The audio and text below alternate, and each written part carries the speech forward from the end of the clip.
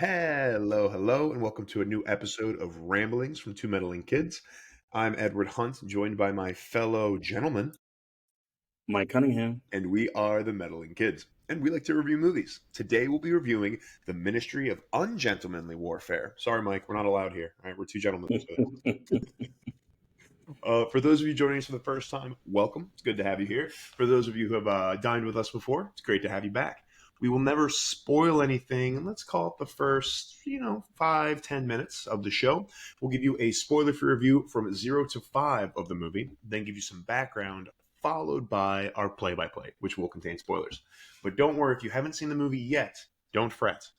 Mike, 0 to 5, what'd you give it? 3.5. All right. I just from the trailer, I think for the last few years, I've been becoming a really big fan of Guy Ritchie. Mhm. Obviously, we talked about this recently with what the gentleman.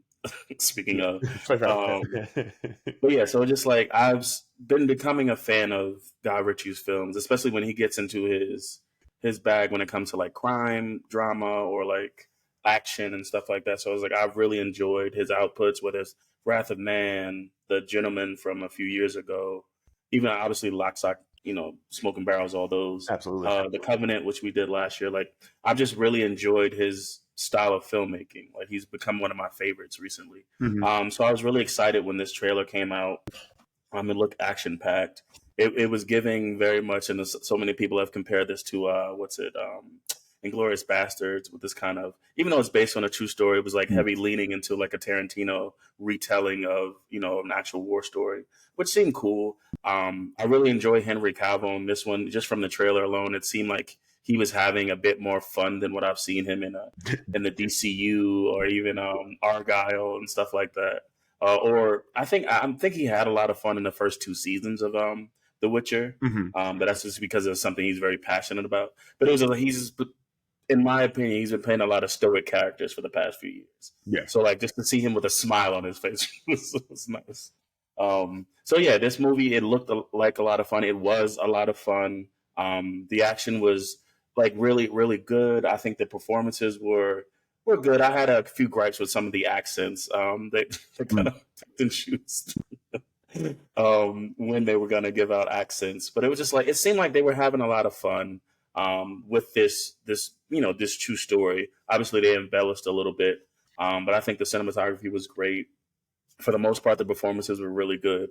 I like the ensemble cast. I think even though it wasn't, because it was only like 7 main characters or something like that for the most part, but it still seemed like not that was too many. It might have been that just a lot of them didn't get a chance to shine. It was like there was definitely a few that were just in the shadows. They were there. It was like very much like an A-team thing where everybody had a skill set. But one of their skill sets was literally just drive the boat. Yeah, fair. Yeah. It's not as impressive. But yeah, no. So for the most part, yeah, I think it was action packed. It was fun. It was very like the satire and the comedy was really there. I think that landed. It kept you engaged in the story. I think it was like, because it was like a lot of moving pieces in parallel, but you weren't really lost for the most part. And I enjoyed the even the way they told the story. We just talked about this with Challengers, and how it was like a non-linear story, and that was kind of, initially it bothered me, but it was like once I got the concept, I enjoyed it a little bit more. But I enjoyed the kind of non-linear storytelling.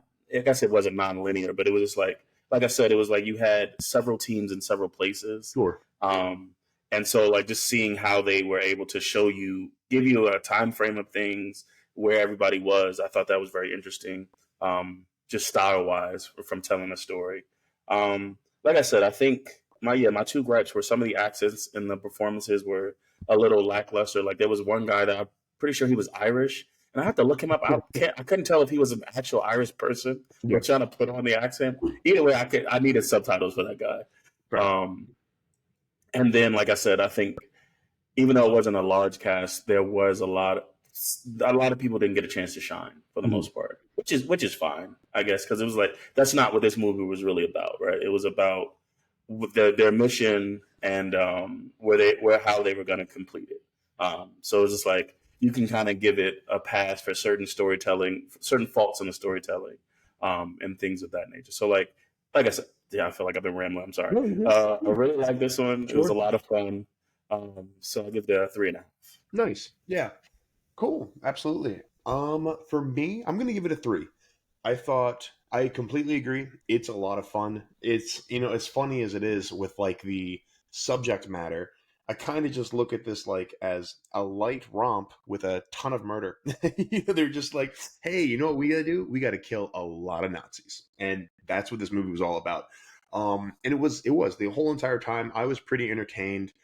It was a very simple movie, in my opinion, of just, hey, we go, we kill Nazis, we keep it moving. And there's a lot of like little asides and funny things. Like, I think Henry Cavill, it was a lot of fun to see him just having fun. I mean, how you have Henry Cavill busting in wearing a Nazi captain outfit Yeah. while killing Nazis. Like, and he's doing it on purpose to like look silly. And he's like, ooh, I Yeah. like that coat. And he's just gonna kill people and do a ton. Alan Richson was the perfect goofy psychopath serial killer, basically, with all of this. Yeah, he Um, reminded me of the homeboy from the character from Blue Mountain State again. yes, Since oh, he's 100%. definitely been moving away from that Yeah. that aesthetic Mhm. in recent years. So it was just like nice to see him kind of retreat back a little bit. Yeah, definitely. Of just, and like, while murdering, he was the most blood crazy. He's cutting people's hearts out and while doing this, like, hello, it is I, Lars Anderson. I cut out people's hearts. Like, it was fun. It was a very fun movie. I think my gripes really just come from the story, and that Mm-hmm. I never once was really worried about this movie. Like, there weren't really any stakes here for me. I was like, and that's part of it because it's history, and part of it because it's going forward with like what they were doing. I was like, yep, we're gonna win. Yeah, I was like 100%. I'm like, there's no doubt in my mind. Even later, when there is a potential scene with one of the characters. When she's going, it's like, oh, what's going to happen with her? It was like, no, it's not even really for her. She's also going to be super badass, and that's not a bad thing because everyone was so Mm-hmm. badass and super fun.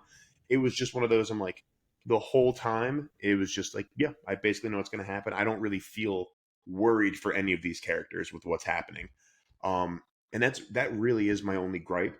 And I think also just for Guy Ritchie, I think he's done so many great movies where there is just so much more at stake, and so much more intrigue, and what's happening, and what's really going to go on now, and like surprises. So for me, it just feels like a much weaker Guy Ritchie iteration where but that's not a bad thing, because again, this is not a bad movie. A 3 out of 5 means that's a solid movie where it's fun. It's just not, to me, an amazing movie. And I think that's exactly what this is. It's a solid, fun movie where, if you want to go and see an action-packed movie with a bunch of dudes killing Nazis, hell yeah, this is your movie. And like, I am positive I will put this on TV again while I'm doing other stuff, because it's kind of, to me, it's that kind of movie. It's I'm going to put this on because I don't have anything to watch. Maybe I have some errands I need to do around the house, or like I'm sending emails and I want background noise.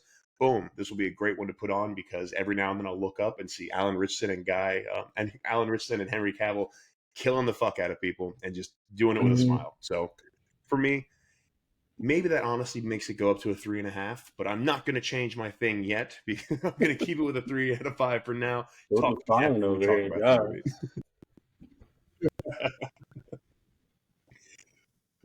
So, what's some background on this thing? What did we find? Oh, sorry, I didn't hear you. I apologize. Oh, Yeah, no, no so worries. the Yeah, yeah. Ministry of Ungentlemanly Warfare was released on April 19th, 2024. The runtime is 2 hours. The budget was 60 million. The box office first week was 9 million. And then as of right now, it's made about 16. I'm kind of surprised as to why, but who knows with the movie going Mm-hmm. audiences.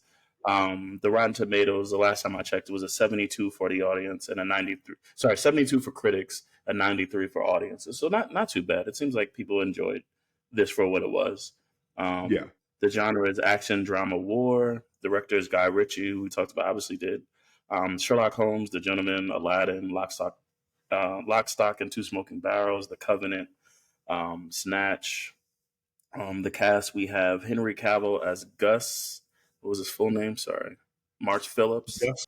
Yep. Yeah. Um, Isaac Gonzalez as Marjorie. Alan Richardson as Anders. What was it? Lassen. Excuse me. I'm only saying Mhm. these because these are actual people, so I want to make sure I give them their time to shine. Um, Sure. Sorry, say it again. No, I was saying like, yeah, absolutely. Yeah. Henry Golding as Freddie, Alex Pettifer as Jeffrey, Appling, excuse me. Appleyard is also a real person. Um, Carrie Elways as Brigadier Gubbins, excuse me. Hero finds Tiffin as Henry Hayes. Hero is actually he played Lord Voldemort in Harry Potter. Oh, weird. In Um, the film of the Half Blood Prince. Huh. yeah. Oh, okay. Yeah. Babs Olosan Mokun, excuse me, as Mr. Heron. Henry Zaga as Bina. That was the captain, Hmm. the Spanish captain guy. Till Swegler as Lore. I think it was, what was his full name? Heinrich Lore, excuse me. And then Danny Spanny as Kambali. And then that is that. Oh, sorry. And then a bit of trivia. This is based on Damian Lewis's book, Churchill's Secret Warrior. So, like, we find out in the opening text crawl, like, in 2016, when all of these files were decommissioned or something like that. This is when you found out about this story. Got you. Makes So sense. it's based, but this movie is based on Damian Lewis's book after those documents were decommissioned. So. Nice. And Guy Ritchie was like, hell yeah, I know what I want to do. Kill some motherfucking Nazis. Nice. Awesome. Thank you, Mike.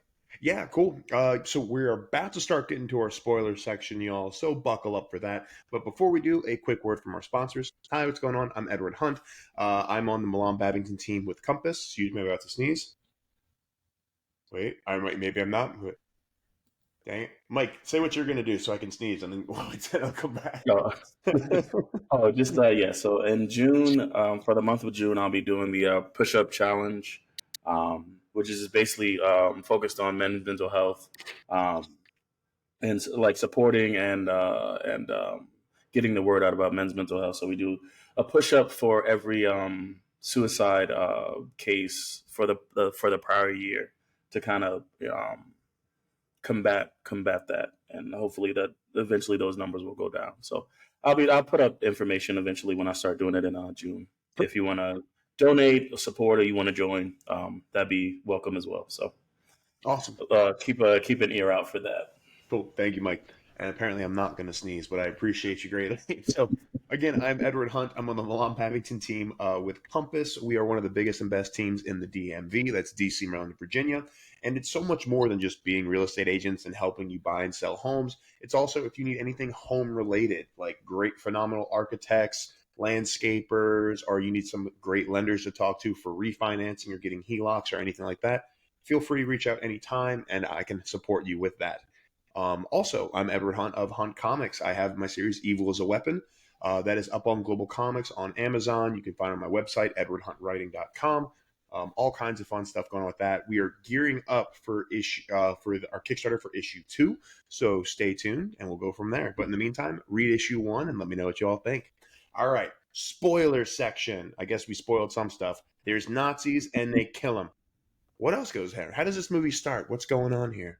Right. So it opens up with Gus and Anders. They're on this like little shipping trawler, they call it, and they get boarded by a Nazi like, I guess, search party, something like that. But it was like they were on a bigger boat. They came to see what they're doing in the middle of the ocean. Mm-hmm. This is 1941. It's the height of World War II. So like any ships that are in I think the Atlantic Ocean or something like that, or Pacific, probably Pacific. Oh yeah. Well, if they're over there, that would be the Atlantic. Yeah, because Yeah, they're I going thought I over. was right. Yeah. I got nervous.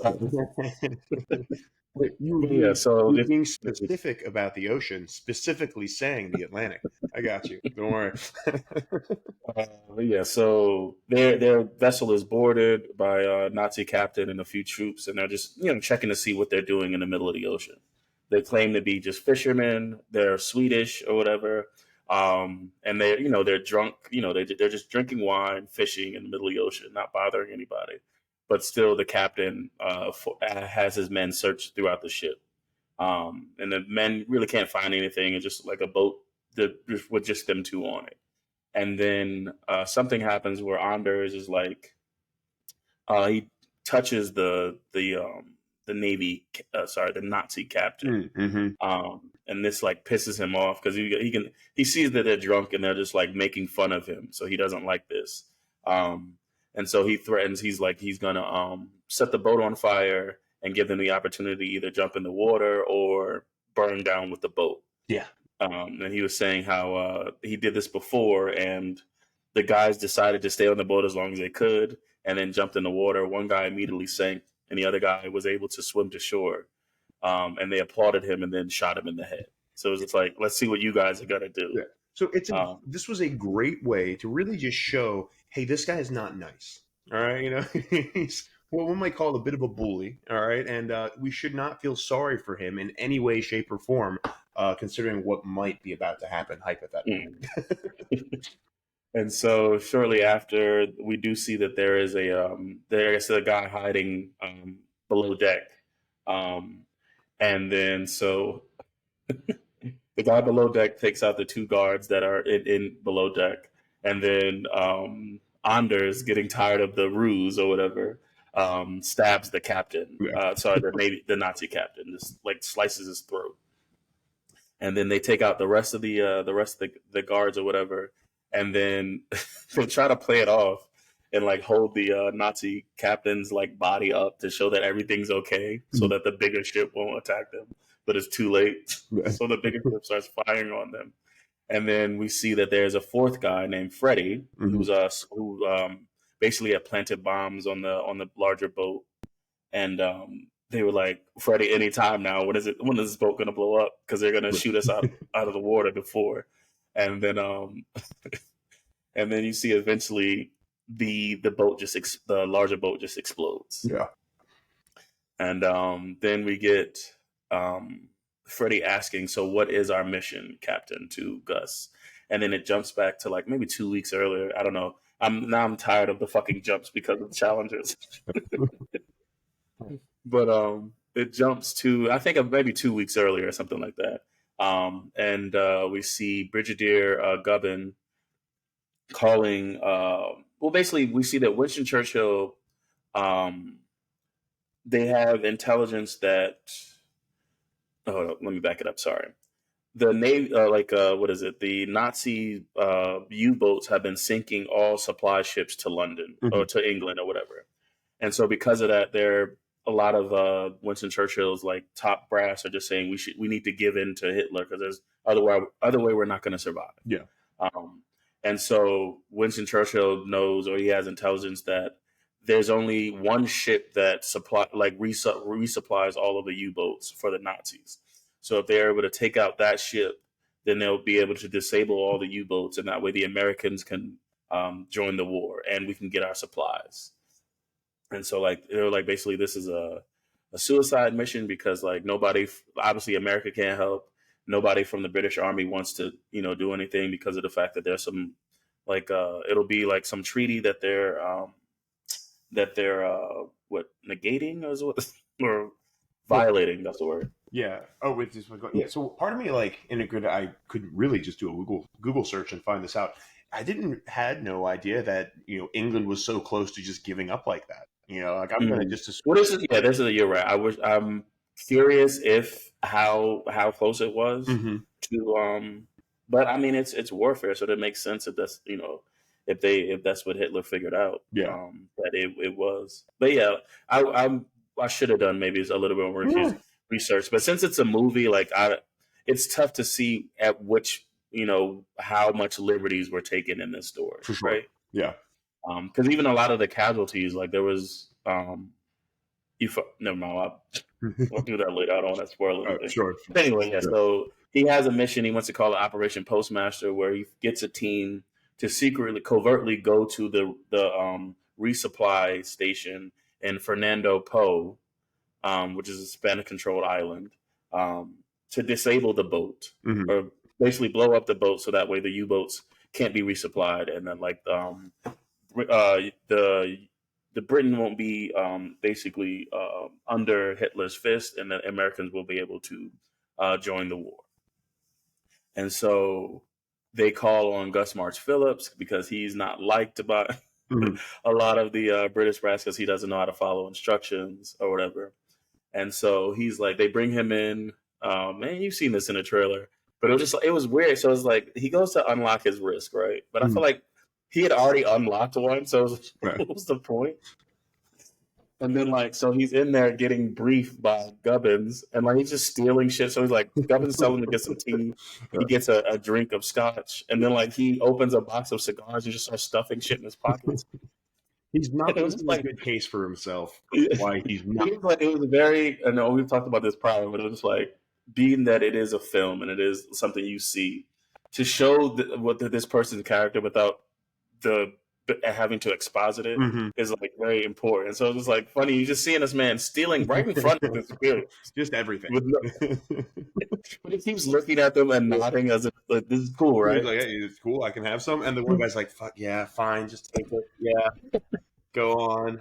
But yeah, so they brief him. They tell him that he says that he wants his own team, and they're like, we thought you would say that, so like we've pardoned like these men for you. We sent Appleyard ahead actually, but he got captured. So you're gonna have to break him out of a Gestapo, prison, before you continue on to Fernando Po. And then also at Fernando Po, they have two SOE agents, in Marjorie and Mr. Heron, who Mr. Heron basically runs like a casino. And so he's like very well liked on the island, and Marjorie is an actress or whatever. So like they've established themselves on Fernando Po as, and able to gain information and be able to assist on the other side of this operation. And so yeah, he gets his team or whatever, and then he knows we do know that he needs to break out Appleyard. And then one of the funniest things too is just like, that's what I said. I love seeing. I don't know why, but I love seeing Henry Cavill have fun. So he walked out of the briefing or whatever in a coat that he did not have when he walked in, I believe. Yeah. Well, he just tells him, he's like, I really like that coat. And he looks directly at the guy wearing it. He's like, You know, that reminds me of, you remember, what, Sin City? Marv kept doing that shit? Yeah. No, 100%. Yeah. I just thought it right now. But yeah, so like he walks out in a new coat full of fucking cigars and bullshit that he stole. And then he like offers a cigar to one of the guards. And then like when the guy goes, he gets the okay from his superior. Yeah. He goes to take it, and Henry Cavill like snatches it away and just starts laughing. And I'm just like, oh, this guy's having all of the fun. I love it. Like classic, like up high, down low. Yeah, like it's like nursery school shit. Yeah, 100%. But yeah, so now he has his assignment. He has his team. So we jump back to the present day where they're in the after they blown up the Nazi ship, because they're on their way to go rescue Appleyard. And while they're on their way, what's his name? Marjorie and Mr. Heron are on a train back to Fernando Po. And they're discussing that, like it's a train that's like there's like a cafe car that they're in. And they're discussing that if the Germans win, it'll be nothing but sausage and cabbage. Yeah, sausage, cabbage, like the rye bread and mustard, and black bread or something like that. Yeah, because it's like if they win the war, that's what the cuisine is going to be across the world. But you see that they're on this train, one, to get back to Fernando Po, but also to gain some intelligence to actually confirm that the ship will be in the bay in Fernando Po, and it's going to be resupplied. Because if not, then what's the point of this mission? Yeah. And so it's this cool little setup where like they're having dinner, and then like Marjorie goes to walk away. Like she was waiting for a specific moment. She gets the okay from Mr. Heron. She walks away and she basically steals a briefcase from a group of Nazi soldiers, and she gets stopped by one of their superiors or whatever. Because the guy that she steals a briefcase from is like, oh, have a drink with us, like you're a pretty woman, and she's just like, very, very like, no, thank you, that's okay. Yeah. And then like he only stops because one of his superiors arrives in the car, and it's just like, and then even his superior goes and is like, give me your case, because no woman should have to carry her own case. Yeah. So there's a bit of tension there. Yeah, go on. Well, I was saying, it's like, it was really cool because like the case that they have is like this really like big oversized case that picks up the other briefcase and keeps it moving. That's why I was so confused until it wasn't until they brought it back, or maybe when they got to where they were, like if they were safe. Yeah. Because I thought if she was going to switch it. Yes. And then it was just like, but it's gone now. Yeah. That was my thought. I'm like, it's gone. So all they need to do is just look down and realize, oh shit, it's not there anymore. And I'm like, that was an interesting, like it was a cool contraption from a James Bond spy movie type of thing, but it was just all, and like thinking about it realistically. Yeah, no. It's just like, your boys are drunk, but like, I think they're gonna notice. Now, granted, they did. This was very quick. But yeah, so she steals the briefcase. She gets stopped by a higher officer, but like Mr. Herron is able to like de-escalate that and take the case for her, so she doesn't have to carry it. They go to a little private car where they have a communication with Gubbins back in London, basically reading off the what is it, the fucking oh my god, like the manifest or something like that. Oh yeah, with like the plan, like the whatever, like the shipping stuff or like the like the inventory or whatever it is. Sorry, I can't think of the word. I'm not sure. But like the fancy she's all the plans. Yeah, she's just reading off the inventory basically of the supplies that are going to be shipped to Fernando Po to be shipped out to the U-boats. Yeah, and they're just confirming that all of the with the canisters for carbon dioxide and whatever, the torpedoes, whatever, this ship is actually going to be in the dock. So they get that information, they send that off to Gubbins, who also relays that information to Gus and his team, and then they have to while I think what's her name, Marjorie distracts the higher up while Mr. Gubbins replaces the briefcase that they stole. And then they do all this in time to get back to get served their food, which is like cool. Like it was a very, very quick sequence, which I thought was really cool. Because I didn't realize, obviously, you don't think of it, but it is a spy movie, so it was like a little bit. So like it was cool to see kind of those more covert operations, because obviously Gus and his team try to be covert, but usually it's like the loudest. Yeah. They go in aggressive and loud. So I will give it props for that, because it was kind of like the dichotomy of everything. It's like, because everything with Elsa and Heron, that was spy, that was espionage, that was them being sneaky, and like a much more realistic way of looking at it. And yeah, Gus and his team, they're just going to kill everything on the way, and they're just going to have fun while they do it. And so we jump back to Gus and his team, and they're trying to come up with a way to infiltrate the Gestapo prison. They have a map or whatever, so they land. Sorry, not land. I guess it is landing. I don't know boats. They land. They come ashore. Yeah. They come ashore. Yeah. So yeah, they and this is a really cool sequence where like they're scoping out the encampment first. We see that what's his name, Appleyard, is being interrogated and tortured for information. And so Gus and his team are scoping it out, and then they almost get caught by two like guards surveying the surrounding area. But here comes Anders with his fucking bow and arrow. Yeah. Because he found out he's Danish, and but he was like a farm boy, so that's why like he uses guns, but he likes to use like knives and like more less advanced weapons to get his kills, if you will. With this, and it was great, but this just goes back to like the classic. I always think it's like classic Hollywood when one arrow just immediately silently kills a man. Like every single time, like it hits him in like his upper chest. He's like, and like just silently dies immediately. I mean, granted, those arrows were big as shit. Yes, but I mean, the human body will be able to stand much more. No, and I liked it. It was kind of campy in a good way, of like the classic, like this is classic action, flick. Well, even like the idea that they had silencers. Now, once again, I don't know shit about guns, but the idea of them using silencers in 1941 seemed a little off. But I'm not gonna question it. Yeah, no, 100%. Yeah. And so they silently sneak into the encampment or whatever, and they're like working their way, just taking out different bunkers, because they're working their way to this town. And so this is really where you get in the trailer. Some guy is telling a joke in one of the I guess one of the huts or one of the halls or whatever that's in the encampment. Yeah. And Henry Cavill just comes in and starts laughing maniacally and says, "That's really good," and just kills everybody. And the whole time, like, I mean, you can tell, Cavill's having fun with this, and it's just like he's just sticking his fingers like, well, that's everything. It's great, it is. It's that's what I'm saying. It's such a because even what I'm thinking of characters he's played, like Superman, obviously, fucking Geralt, homeboy from the Mission Impossible movie, that snapped his tufts somehow. Oh yeah. It was like he's always was very stoic, right? Which is fine, like that's because he's a very big man as well. That's terrifying. Yeah.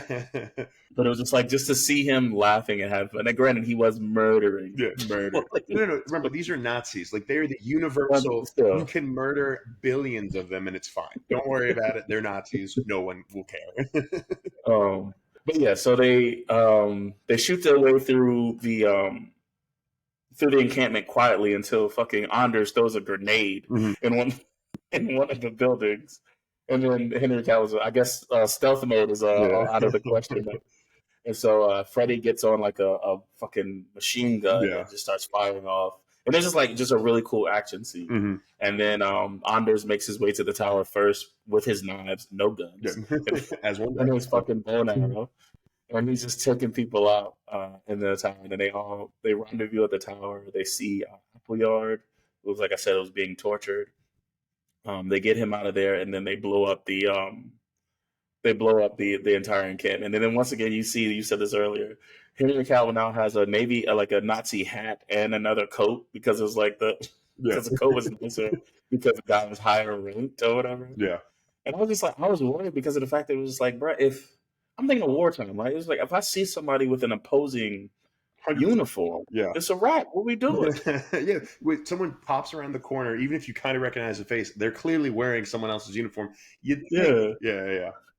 That's what was interesting. I know, obviously, it was done for laughs or whatever, but it was just like that was interesting to me to have him do that from a realistic standpoint, not storytelling. But yeah, so they break Appleyard out. He because he's once again, every character has their. Sorry, we didn't talk about this, but every character on the team has their strengths, right?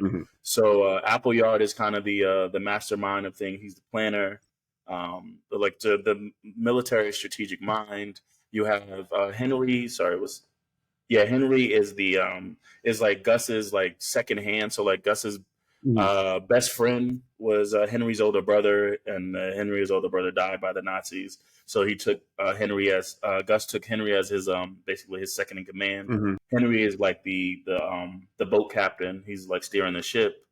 You have Freddy is the demolitions guy, and then the fucking Anders is just the knife specialist. I guess once again, everybody has their role, he's and that's the why real they killer. Everyone's the killer. No, he's the real killer. That's what Anders is. And so that's the reason why I said all that to say that's why they got Appleyard, because they kind of need his mind to make sure that this operation goes smooth. And so they make their way. Their initial thought is it's going to take them 15 days to get to Fernando Po, and that's exactly how much time they have before the ship leaves Fernando Po. And so like they're heading on their way, and then we jump back to Fernando Po, and Mr. Heron and Marjorie have made it there. And while Mr. Heron, his job is to like I said, he runs a casino. So he's going to throw two parties, one for the officers, the higher up officers, and for the rest of the troops as a distraction for Gus and his team. So he's getting word out about that. And while he's doing that, Marjorie's job is to distract Heinrich Lohr, who is the higher up at Fernando Po, at least from the Nazi party. And we meet him like he was he comes out of an office or something like that, and we see that he was like basically torturing this woman. He had her hands shackled to the ceiling, and he was just like torturing her or something like that. Then Mr. Heron is basically saying he's really bad news. And it's interesting because he was the talking about Inglourious Bastards. He was the Nazi killer, the German Nazi killer in like Inglourious Bastards. Oh yeah, no fair. Yeah. Well, you got to balance it out, I guess. Apparently, with these kinds of things. But yeah, it's. I mean, they do introduce. I mean, it's another good way of just like when you have the one Nazi captain in the very beginning who's very clearly talking about this terrible thing he's done. You're like, okay, this guy is awful. I have literally no empathy. Like, Mhm. first off, I mean, well, first and foremost, they're Nazis. We have no empathy for these people at all. Mhm. Then they like even go even further to like talk about the terrible things they do and are going to do, and it's like, great. Now I have even less empathy. I had zero empathy. Now I have negative empathy. And then same with this captain guy is like, how can we really make him the biggest bad possible? And like now we need to show that he has directly tortured somebody to really make it be like, no, no, no, no, no. This guy needs to fucking die. You're just Yeah. like, yep, let this man die. So I do say it was a good job of showing how much all of these people need to die, or Mhm. the audience can like root for that for sure. Yeah. Yeah. And so Mr. Heron introduces Marjorie to Heinrich, basically having her be like she's like a gold importer or something like that. I think that was her cover at the time. And she's basically trying to get him a better, because obviously he has a bunch of gold. Mhm. Nazis were stealing, jewelry and stuff from the Jewish people or whatever. So he has a bunch of gold that he's sitting on, and he's like, she's trying to get him a better deal to sell it or something like that. Just to basically, it's just an introduction to her to him, Mhm, mhm. because ultimately she's going to be distracting him during the operation. And so like she has her goal, her approach is to like what is it, poetry or something? No, like riddles or whatever it is, and then like that really intrigues him.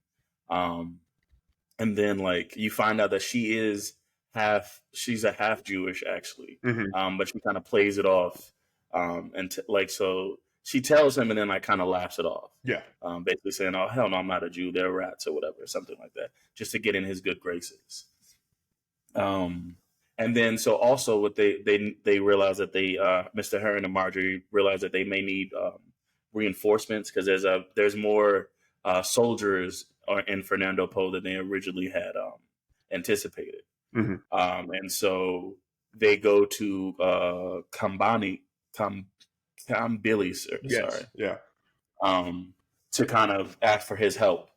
And this is where we get another chance. And what I will say is, like, talking about Marjorie, I really appreciated that it wasn't, they didn't make her a damsel in distress. She was a bit used as a honeypot for her beauty and stuff like that. Mhm. But they really showcased her other For skills sure. as an agent, and as a woman. Like, because there was this, I guess they showed it, but they made it to your detriment, like being that she was a woman, that, oh, she'll never do this, or like, she can't be deceptive Mhm. or anything like that. Like, so it was this kind of idea that like women were lesser than. But I think I loved how the movie showed that if you think that, oh, you're already two steps behind, type of thing. Yeah. And so we see when she meets Kambali, he's trying to shoot at bottles or whatever on his like on the beach, and like he can't do it at all. And then like what's her name, Marjorie, after drinking for a bit, she's able to, all with any gun that he has, she's able to shoot the bottles, and because she's also a great agent or Mhm. whatever. And it was just like you had so many men underestimate her in the film, and she just had to prove them wrong. And I really enjoyed that, because it didn't make her a damsel or whatever. Yeah. But it also didn't do that thing where some movies do, where it's just like, well, every man around her is incompetent, so she has to be the hero, type of thing. It Mhm. was like, it was a nice balance in storytelling. Yeah, it Um, was a great way of being like she in every way, shape, and form can hold her own and is like purely equal to everybody. You know what I mean? And like yeah, a total badass. Like let's see, she would be able to beat Mr. Heron for sure. Like you really want to break it down. Like I bet besides Gus and Lars, you know what I mean? She could probably mhm, take on just anyone pretty much. I think yeah, Lars could probably kill everybody. You know what I mean? Like, yeah, like I think literally you do everyone against Lars at the same time. No, I think Lars might win that still. But other than that, yeah. yeah. So because of this, because she's proven herself to Kambali, he agrees to kind of help them, give them a few men and a boat, excuse me, to assist during the operation. Hmm. And so quickly, like, sorry, I'm jumping back and forth. So like, now the plan is set on Fernando Po. Excuse me. They're gonna, like I said, they're gonna have two parties: one for the higher officers, one for the troops, just to kind of get them out of the town, and away from the boats. So that way Gus and his team could just come in, blow up the boat, keep it pushing. And so we jump to uh, what happens? It was just like Mr. Heron, being that he's like the fixer, like the guy who knows everybody. He finds out that the boat is from the captain, Captain Bina, that the boat is going to be leaving 3 days early. Yeah. And so he relays this message to Gus and his team, and they decide they were taking a safer route around like the Canary Islands or something like that. But now they need to cut in the middle of the standoff between the U-boats, the Nazi U-boats, and the British Armada, basically. And while they're sailing through, they get stopped by a British ship or whatever, and the captain of that ship recognizes Gus, and it was like we know that from earlier in the movie with Winston Churchill and Gubbins were saying if they get caught by the British, they'll be put in jail for like treason, and then if they get caught by the Nazis, they'll just be killed. So just like that's why they were trying to avoid, obviously, both sides. And so they get caught by the British, and they're about to be boarded and like taken in to be arrested. But then a guy notices that a U-boat is coming close to them, so like they need to get away. So like they're able to Gus and his team are able to get away and not get arrested. And then so because of the shortcut, they arrive just in time, like the day before the boat is going to leave. They meet up with Kamali and Mr. Heron and Marjorie, and we find out that Gus and Kamali Kambilly, Jesus Christ. Had worked together or at least on the same like rugby team or something like that. The same school. I think that's what it was, technically. Yeah. And so like they have prior they've met one another before, and then like they're just basically walking each other through the plan. It was just like, we're gonna blow up the boat, we need a few of your men, and it was just like Gus was like, do you guys need guns? And like fucking Kambili's man just pulls over a tarp, and it was just like, they got all the guns you need. Like, no, we're good. Do y'all need anything? Yeah. And so and they're gonna wait for so basically now the plan is set in motion. Gus has extra men now, thanks to Kambili. Now Marjorie goes to Heinrich's house to like because it's a costume party or whatever, and so like she has a costume for him, and she's gonna be his escort for she's gonna be his distraction for the evening. At the party. And then Mr. Heron, he first goes to place a bomb at the generator, so that none of the lights are on while they're trying to destroy the ship. And so he gets a cool moment because he goes into the generator station or whatever. Nobody's there. He places the bomb, and then 3 men come and was like, "What are you doing here?" And like he's really quiet, and then he has guns like in his like a little hidden Darren thing, and guns in his what is it? Not lapel. It's the in his God damn it, in the sleeve. Yeah, sleeve. Yeah. I don't know how word escaped me today. I think sleeve, but maybe you're trying to do something like fancier. I don't really know here. Yes, not that fancy, please. But yeah, so he has guns in his sleeves. He shoots them down or whatever. And so like now the plan is set in motion. So like Gus and his team won't move until the lights go out. So everybody, all the troops are at their party. The higher ups and officials are at their party.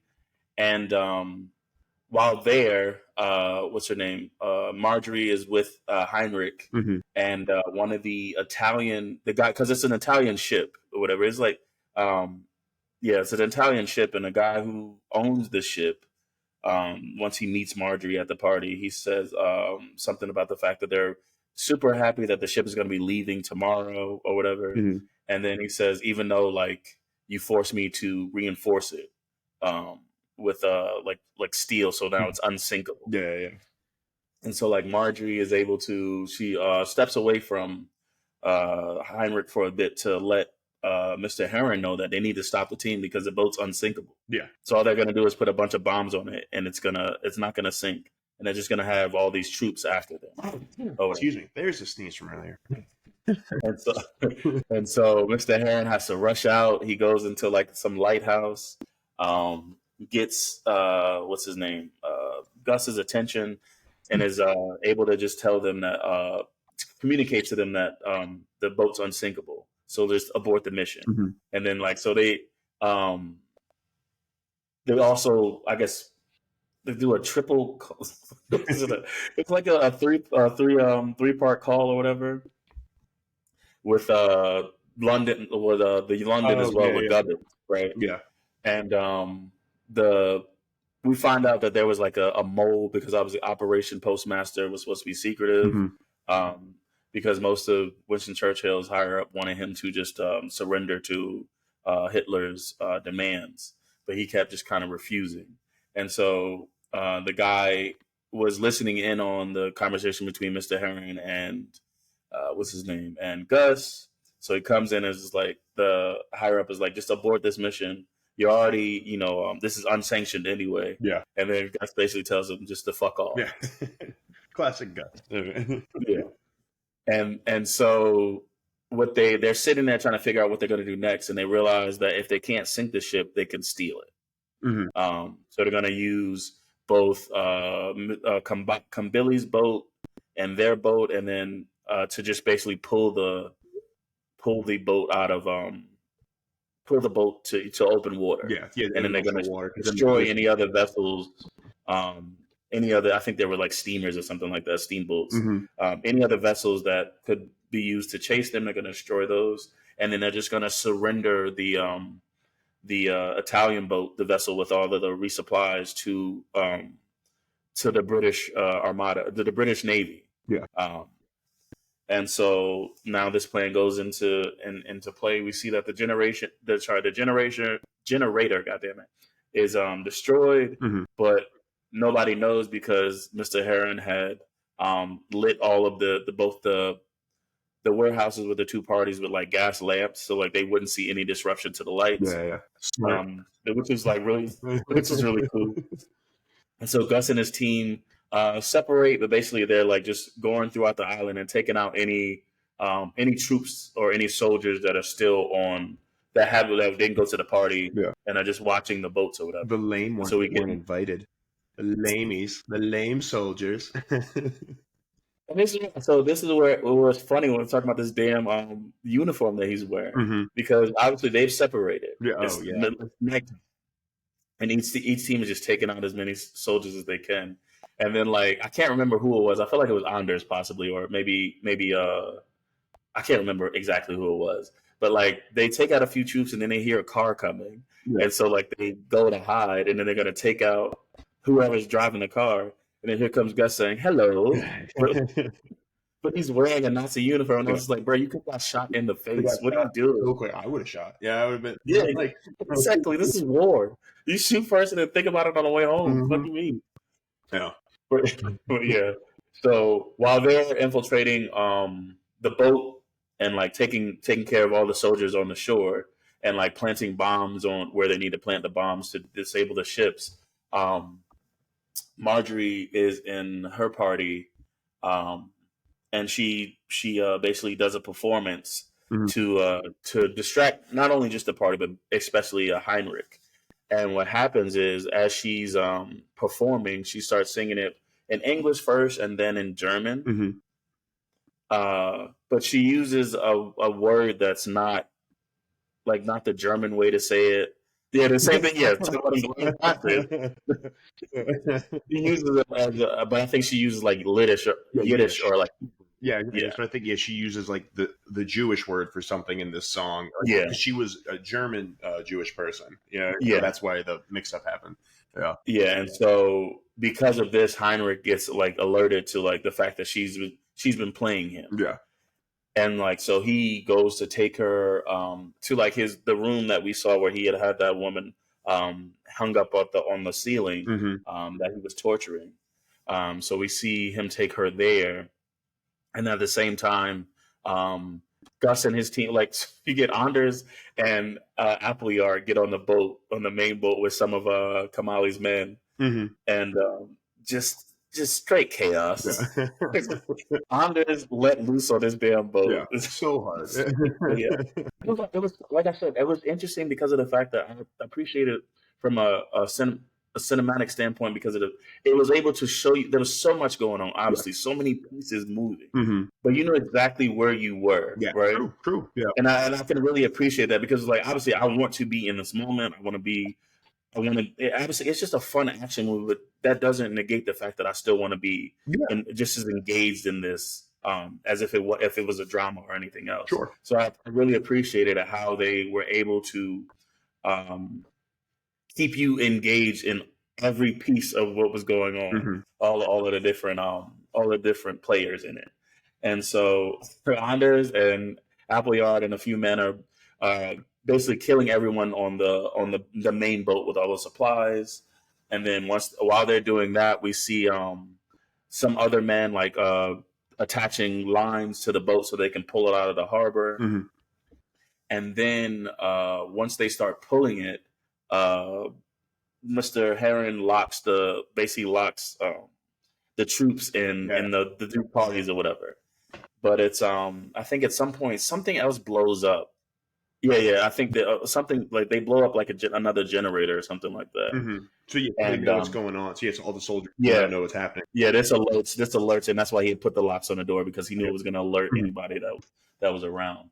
And so now, like the troops are trying to fight their way out, and they're just pulling the ship out of the harbor. But it's a very big ship, and so it's taking a little bit longer. So now you see them like just firing at the shore Mhm. while they're pulling the ship out.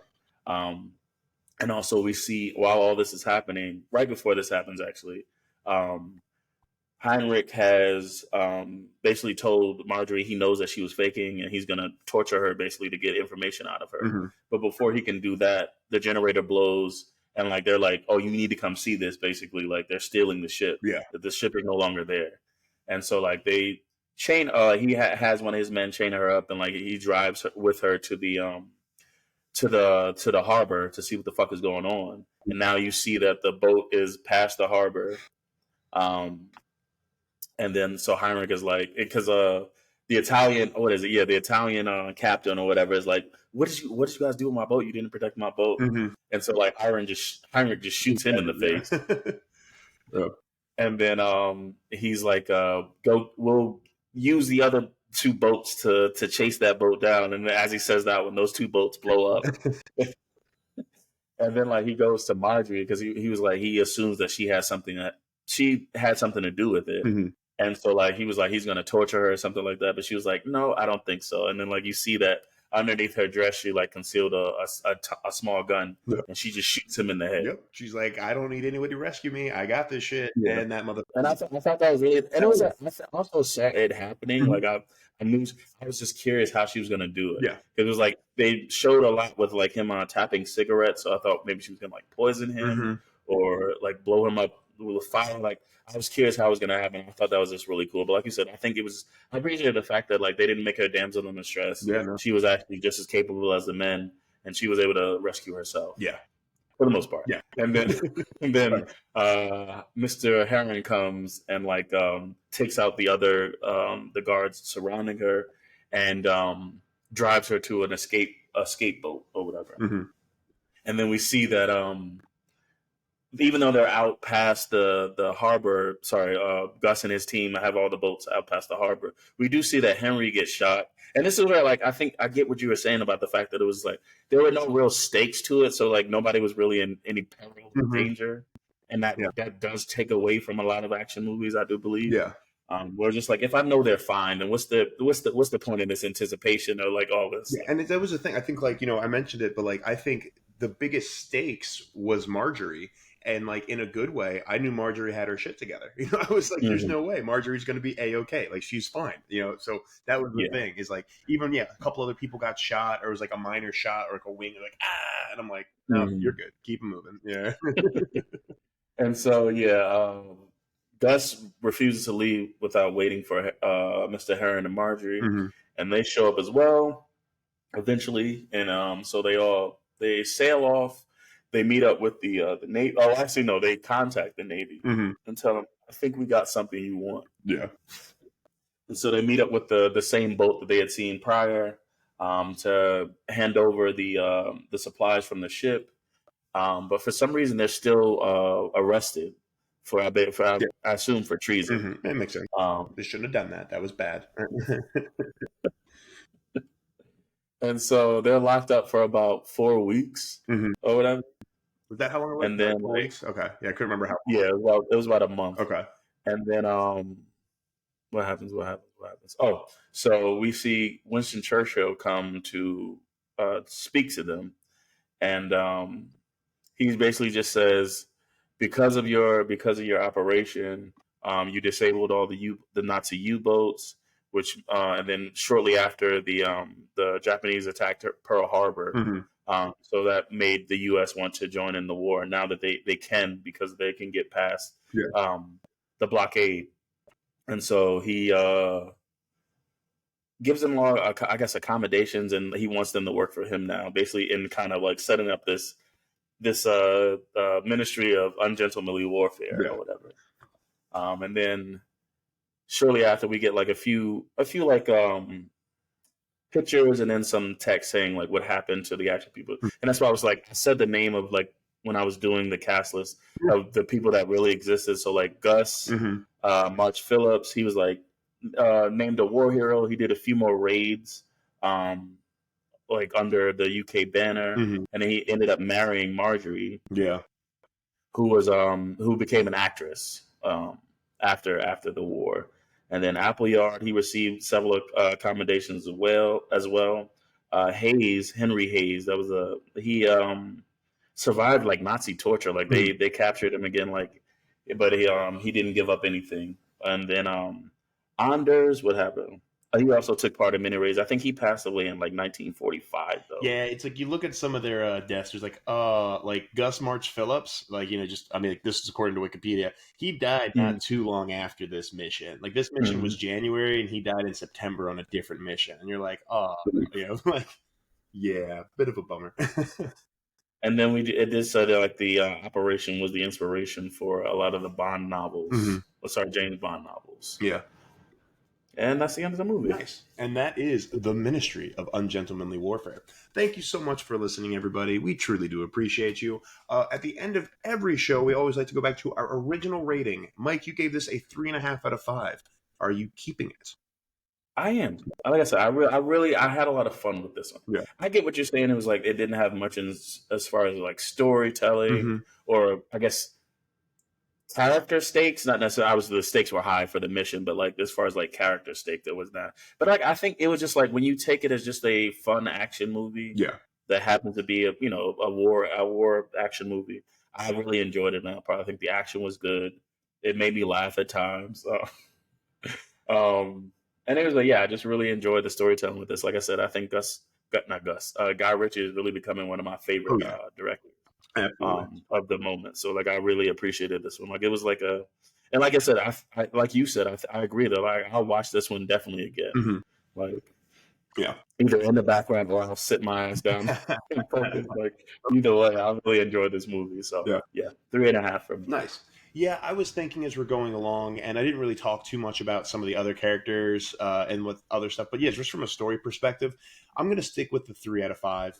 I do. I think it was a fun action movie. I think it was, lighthearted in a good way. But there were just other flaws from the story, even with like Kambili Kalu, like the prince, and like him just kind of getting introduced and stuff. So just other random things, and that's what's stopping. What was it? Oh, Kalu. Yeah. And that's just kind of stopping me, I think, from upping it to the 3.5. But I do stand by my original saying of, I'm sure I'm going to watch this again, and it's definitely going to be ones where it's 100%. Like, I truly mean this. If I'm trying to not watch it, or I'm just trying for background noise, you better believe I'm gonna go and sit down when like they do the first parade and they do this. And like you have to. They were very well done. And Guy Ritchie is just a phenomenal director. So I'm a fan. Cool. But again, thank you so much for listening, everybody. We are the Two Meddling Kids. If you'd like to reach out to us, you can find us at Two Meddling Kids on Twitter, Instagram, TikTok. And you can email us. At twomedlingkids@gmail.com. Mike, how can they reach out to you? On Instagram at Days from Legendary. Love it. If you'd like to reach out to me, I am at EdHunt77 on Twitter and Instagram, and hunt.comics on Instagram and TikTok for my comic stuff. Oh, yeah, edwardhuntwriting.com. Feel free to check it out. Cool. In the meantime, everybody, stay lovely, and we'll be back next week with a brand new movie. Bye.